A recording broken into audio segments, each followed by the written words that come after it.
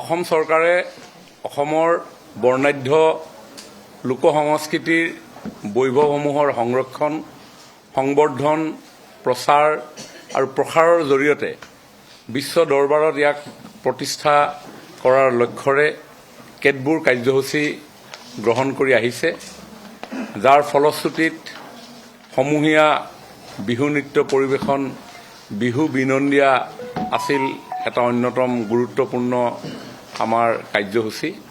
ইয়াৰ পৰৱৰ্তী সময়ত যোৱা বছৰ ফেব্ৰুৱাৰী মাহত অসমৰ ২০০ বছৰীয়া চাহ শিল্পৰ লগত জড়িত হৈ থকা এক বৃহৎ জনসমষ্টি অসমৰ চাহ জনগোষ্ঠী আদিবাসী লোকসকলৰ জনপ্ৰিয় নৃত্যশৈলী ঝুমুৰ নাচৰ সমূহীয়া প্ৰদৰ্শন ঝুমুৰ বিনন্দিনী আছিল এটা সফল আয়োজন।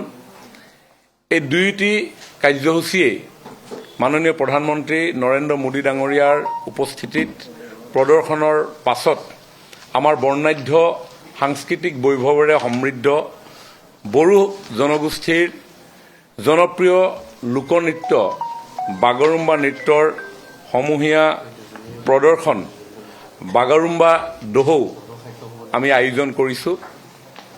ভাৰতৰ মাননীয় যশস্বী প্ৰধানমন্ত্ৰী নৰেন্দ্ৰ মোদী ডাঙৰীয়াৰ উপস্থিতিত অহা ১৭ জানুৱাৰী তাৰিখে অৰ্থাৎ শিল্পী দিৱসৰ দিনা প্ৰায়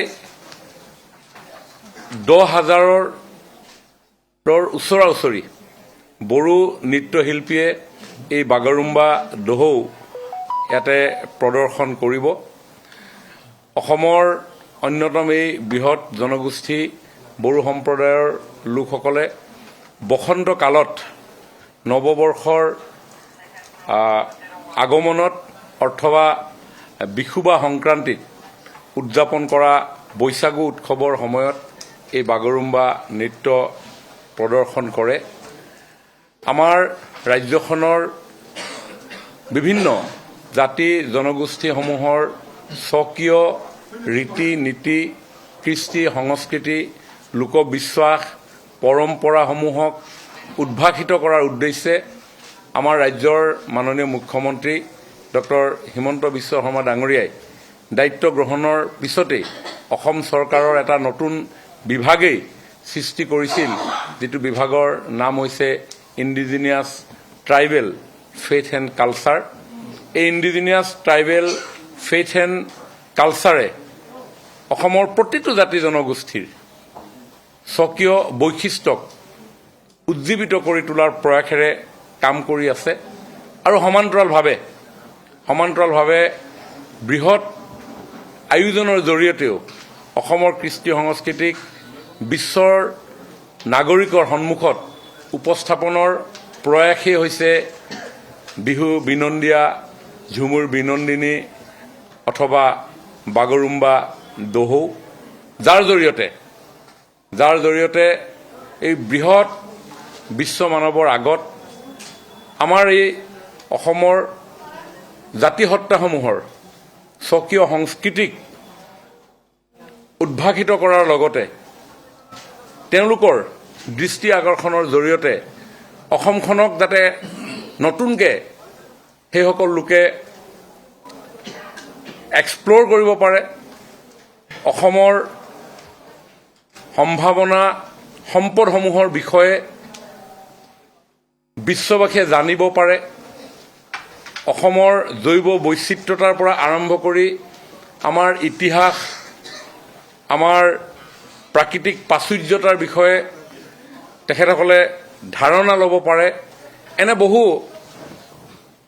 দৃষ্টিভংগী লৈ এই অনুষ্ঠানসমূহক আমি উপস্থাপনৰ দিহা কৰি আহিছোঁ আৰু সমান্তৰালভাৱে বিশ্ববাসীৰ মনোযোগ আকৰ্ষণৰ লগে লগে সমান্তৰালভাৱে আমি আমাৰ নিজৰ ৰাজ্যখনৰ ভিতৰত থকা লোকসকলৰ মাজতো এক সদ্ভাৱ, সম্প্ৰীতি, সমন্বয়ৰ বাৰ্তা দিয়াৰো উদ্দেশ্য এই কাৰ্যসূচীসমূহত নিহিত হৈ আছে।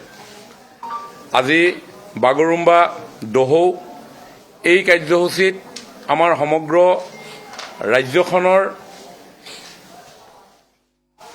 23খন জিলাৰ 81টা সমষ্টিৰ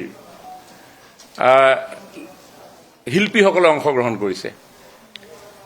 এই যে 23খন জিলাৰ 81টা সমষ্টিৰ শিল্পীসকল ইয়াতে একেলগে গুৱাহাটীত যোৱা 12 তাৰিখৰ পৰা সমবেত হৈ আছে, তাৰ ফলত ইজনে সিজনৰ লগত মনৰ ভাৱ বিনিময় কৰিবৰ কাৰণে সুযোগ পাইছে। তেওঁলোকে মনৰ অনুভৱ উপলব্ধিসমূহ বিনিময় কৰাৰ সুযোগ পাইছে আৰু ভৌগোলিক অৱস্থানৰ পৰা আৰম্ভ কৰি ভিন ভিন অঞ্চলৰ ধেমাজিয়ে কুকুৰাঝাৰৰ কথা গম পাইছে, ওদালগুৰিয়ে শিৱসাগৰৰ কথা গম পাইছে, চৰাইদেৱে তামোলপুৰৰ কথা গম পাইছে। এনেধৰণে আমাৰ শিল্পীসকলৰ মাজতো এটা শক্তিশালী বান্ধোন আমি অন্তৰ্দৃষ্টিৰে যদি চাওঁ, সেই কথাও আমি উপলব্ধি কৰিব পাৰোঁ, যাৰ ফলত হাতে হাত ধৰি সমগ্ৰ অসমখনক আমি আগুৱাই লৈ যোৱাৰ এইটো এটা আমাৰ আন্তৰিক প্ৰয়াস। বাগৰুম্বা অসমত বড়ো সমাজৰ এক অন্যতম গুৰুত্বপূৰ্ণ আৰু জনপ্ৰিয় পৰম্পৰাগত লোকনৃত্য, সেই কথা আমি সকলোৱে গম পাইছোঁ। শস্য আহৰণৰ পিছত এই অনুষ্ঠান বড়ো সমাজে আয়োজন কৰে। খাম, চিফুং, চেৰজা, জঠা,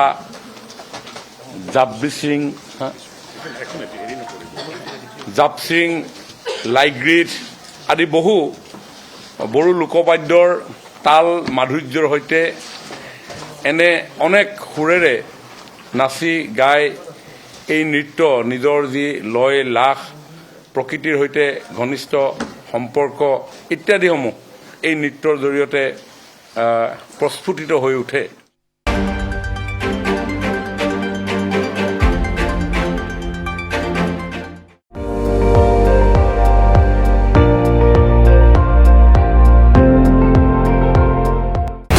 আপুনি চাই আছে ND24, সৰ্বশ্ৰেষ্ঠ নহয় সৰ্বোত্তমৰ দৌৰত।